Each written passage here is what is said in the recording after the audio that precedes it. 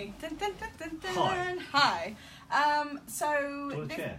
Yeah. So it's weird to be standing or sitting. It does feel a bit weird to be sitting. It does feel a little bit weird.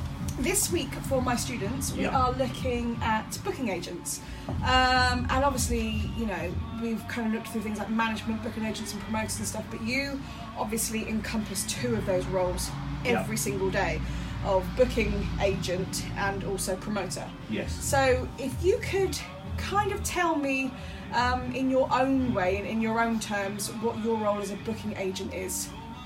As I say, well, it all started in 2003 when I took over from my dad, who was running a folk club at the old house at home in Milton.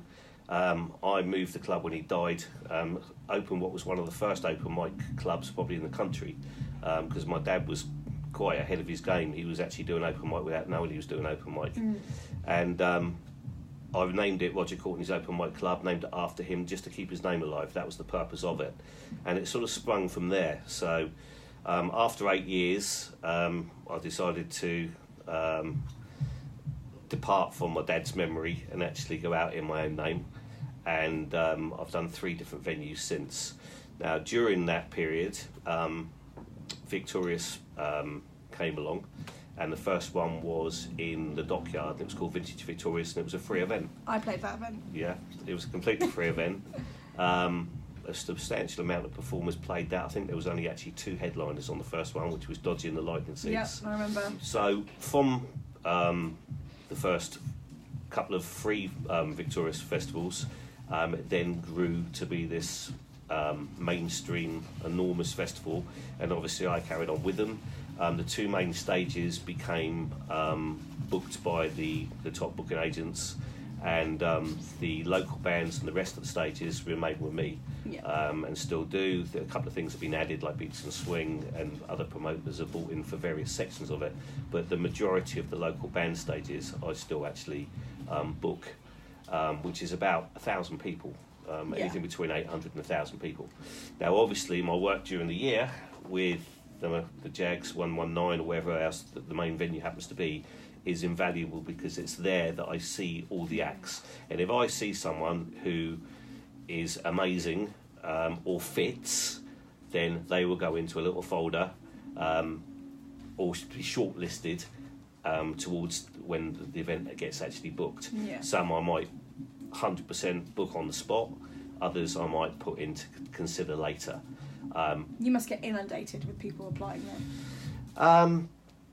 I used to say if you play at Jags 119, and I still say it does not guarantee you a slot of Victorious. No. Do not ever come and play for me because you think you can get a slot, because that's not how it works.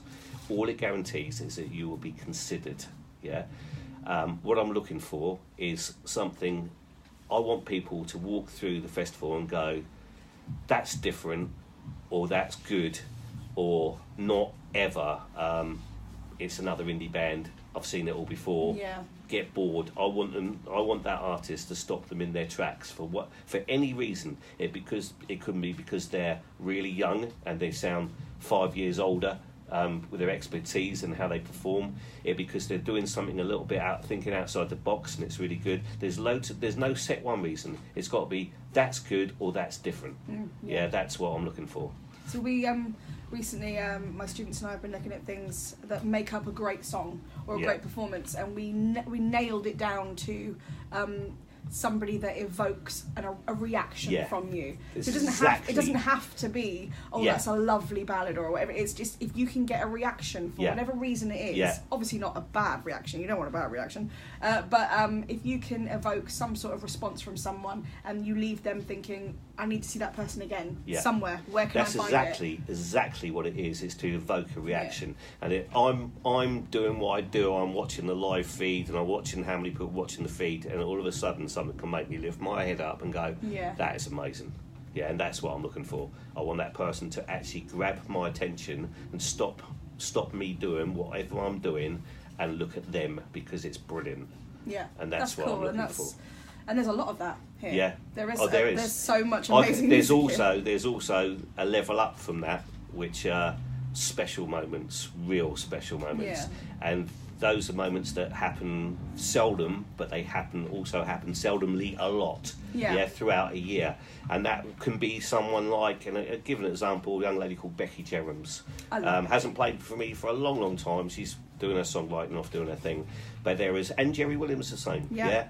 They've been in I've been at a gig, and all of a sudden I've been in a really, really noisy venue, and all of a sudden it's gone pin drop silent. That is a magic moment. That is something you can't make happen. It happens because there was an element of brilliance took place at that particular moment, and everyone stopped and heard it. And that's a golden, lovely, brilliant moment. And when that happens, it makes me remember why I do this. So I always have one regular venue myself, which at the moment is Jags at 119 in Elm Grove, and I book 3 different nights. We do every other Tuesday, every Thursday, and every Sunday. Tuesdays and Thursdays are a combination of acoustic and live bands, and Sunday is supposed to be an all acoustic. That's the plan. That encompasses anything up to 20, 21, 22 slots a week over the 3 nights, and so I am constantly booking for those 3 nights. It's a showcase night, which means it's unpaid.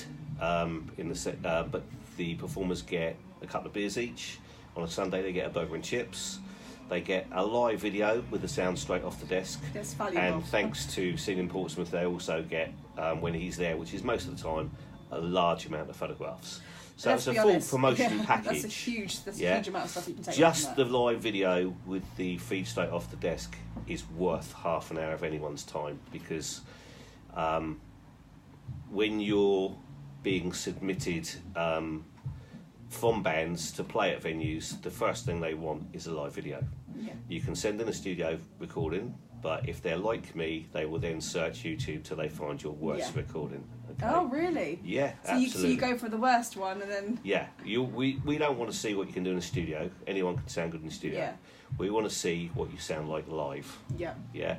So the live recording is the most important, and to have a good quality live recording is very hard to get, because most live recordings are done off someone's phone, using the mic on the phone, and they're pretty poor quality. Yeah. And that will lose you a booking, 100%, unless by chance you came over amazingly well with bad technology. Yeah. So I'd say the showcase night just for the live recording is enough. Yeah. But if you get a couple of beers out of it, it doesn't cost you money, which is important to come on the night, and you've got a couple of beers to watch the other bands with, that's great. If you get fed, amazing. If you get a load of photographs, even better. Yeah. And to get a package is fantastic. Now, once you've played the showcase night, I am then in a position where I get, well, number one, the number of people who watch the showcase night online, because it's broadcast live across the internet, to anything between, I think the lowest would be about 250 people. Yeah. The most can be 4,000 or 5,000 people. That is a substantial amount of promo, and it's not just local promo, it's shared across up to 20 different sites across social media, which includes national promoter sites, gig guides and promoters, etc. So it's seen all over the country. Now I can see who's watching, and I watch the people watching. Yeah. And there's a substantial amount of other musicians actually seeing what everyone else is doing, and there's a substantial amount of venues and promoters watching every single week. And people tell me, in fact I was speaking to Express FM radio station, she watches the live feed and decides who goes on her show from the live feed. I know numerous venues book from the live feed that we provide. So it's an invaluable promotion tool for loads and loads of different reasons.